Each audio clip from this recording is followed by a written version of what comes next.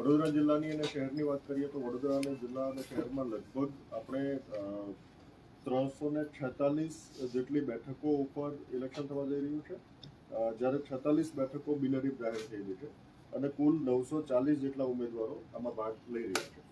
વડોદરા જિલ્લાની અંદર 8 તાલુકા પંચાયત, 34 જિલ્લા પંચાયતની સીટો, આ ઉપરાંત 4 નગરપાલિકાઓ અને વડોદરા શહેરની 19 વોર્ડની કુલ 76 સીટો, એમ મળીને કુલ લગભગ આપણે 346 અલગ અલગ સીટનું મતદાન થવા જઈ રહ્યું છે.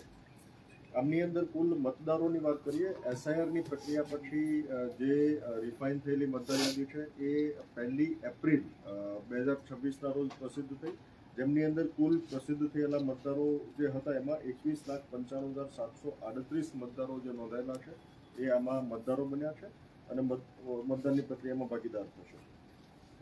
મતદાર યાદી તમામ જગ્યાએ જે ઇલેક્શન કમિશન ઓફ ઇન્ડિયા હતી એમની રાજ્ય ચૂંટણી પંચે એડોપ્ટ કરીને એની પ્રસિદ્ધિ 1 એપ્રિલે કરવામાં આવી અને એ આખરી કરવામાં આવી છે.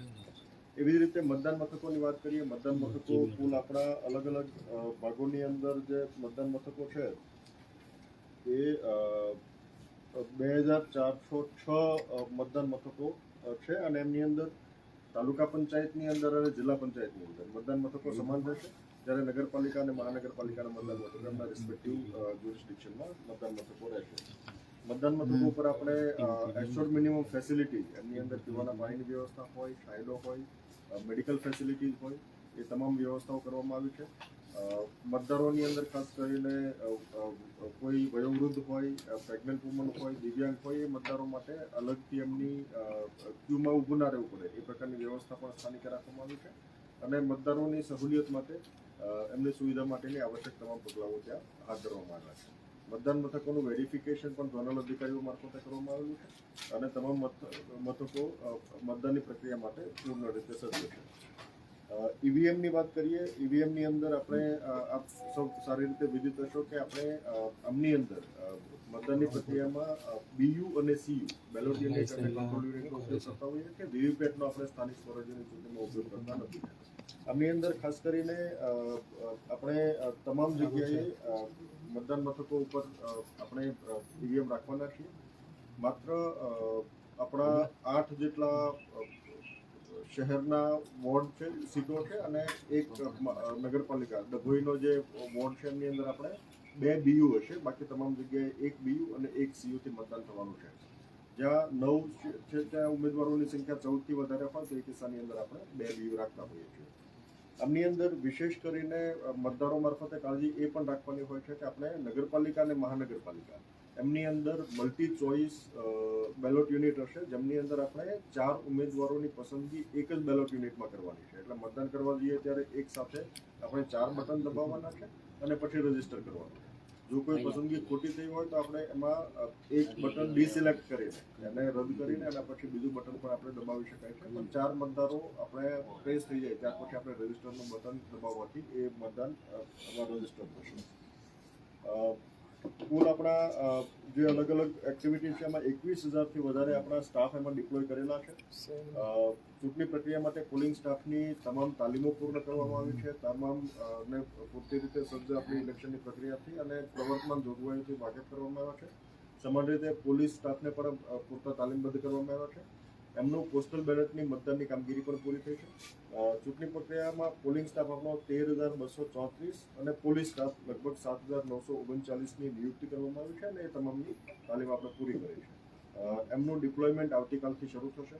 તમામ પોતાના રિસ્પેક્ટિવ મતદાન મથક ઉપર જશે. આવતીકાલે રાત્રે ત્યાં રોકાશે અને પરમ દિવસે મતદાનની પ્રક્રિયામાં જ્યાં સુધી પૂરી ના થાય ત્યાં સુધી ત્યાં રહીને પછી રિસીવિંગની કામગીરી હાથ ધરાશે. રિસીવિંગ અને ડિસ્પેચિંગ માટે આપણે અલગ અલગ સેન્ટર્સ નિર્ધારિત કરેલા છે. સાથોસાથ આપણે કાઉન્ટિંગ માટેના સ્થળો પણ નિર્ધારિત કરેલા છે.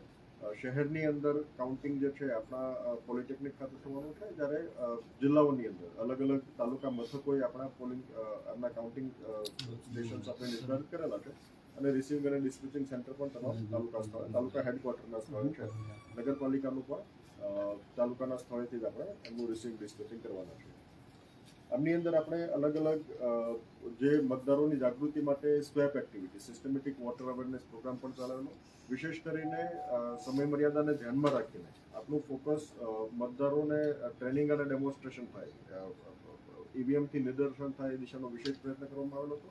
નગરપાલિકા અને મહાનગરપાલિકાની અંદર ડેમોન્સ્ટ્રેશન માટે વિશેષ પ્રયત્નો કર્યા છે. વિશેષ કરીને એમાં જ્યારે 4 મતદાન કરવાના છે ત્યારે એ બાબતની પૂરતી સમજ મળે એ માટેનો પ્રયત્ન કરવામાં આવેલો હતો.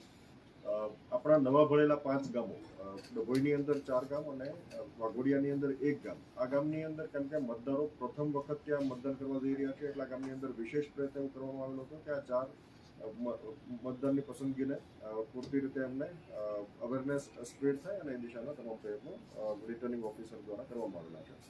આ સાથોસાથ આપણે અલગ અલગ જે મતદાર જાગૃતિના પ્રયોગો હોય એના માટે વિશેષ કરીને આપણા શાસનાધિકારી, શિક્ષણાધિકારી મારફતે વિશેષ પ્રયત્નો કરવામાં આવેલા હતા. રંગોળી, શાળામાં સ્પર્ધા અને અન્ય અવેરનેસ પ્રોગ્રામો કરવામાં આવેલા હતા. આપણા સ્ટેટ આઇકન્સ મારફતે, પદ્મશ્રી વિજેતાઓ મારફતે પણ આપણે મતદાનની અપીલ કરવામાં આવેલી છે. પ્રતિભા ન્યૂઝ ચેનલ મારફતે પણ આપણે જે દીકરીઓ મારફતે ચેનલ એમાં મતદાનની માટે વિશેષ એક સ્ટોરી પ્રસિદ્ધ કરવામાં આવેલી હતી. આ સિવાય મતદાન જાગૃતિના લગતા અલગ અલગ જે પ્રયત્નો થયા છે એમની અંદર આપણે LED ડિસ્પ્લે પર કરીએ છીએ. સવારે સફાઈની ગાડી ઉપર પણ મતદાન જાગૃતિ માટેના તમામ પ્રયત્નો કરવામાં આવે છે અને બેનર્સ પણ પ્રસારિત કરવામાં આવેલા છે. જાહેરનામા, ચૂંટણી સંબંધિત તમામ જાહેરનામાઓ પ્રસિદ્ધ થયા છે અને 20 જેટલા જાહેરનામાઓ આપણા અલગ અલગ શહેર અને જિલ્લાની અંદર પ્રસિદ્ધ થયેલા છે.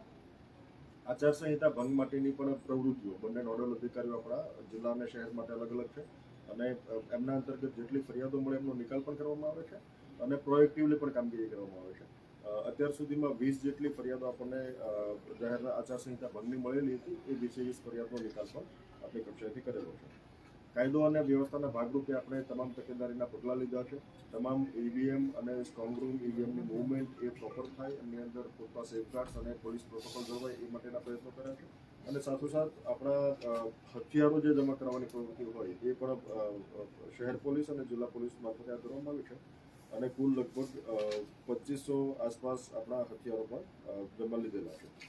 આ સિવાય પોલિટિકલ પાર્ટીની જ્યારે અલગ અલગ રેલી વગેરેની પરવાનગી હોય તો પરવાનગી માટેની પણ વ્યવસ્થા રાખી છે. સિંગલ વિન્ડો સિસ્ટમ મારફતે આપણે એમને પરવાનગી આપતા હોઈએ છીએ. અત્યાર સુધીમાં કુલ 126 જેટલી સભા સરઘસ રેલીની, કાર્યાલય ખોલવાની 37 જેટલી અને વાહન પરમિટ, લાઉડસ્પીકરની 116 જેટલી પરવાનગીઓ પણ આપણે આપવામાં આવી છે. આ સિવાય વાહન પરમિટ, કાર્યાલય ખોલવાની અને બીજી કામગીરી આપણે જિલ્લા કક્ષાએ પણ કરવામાં આવી છે.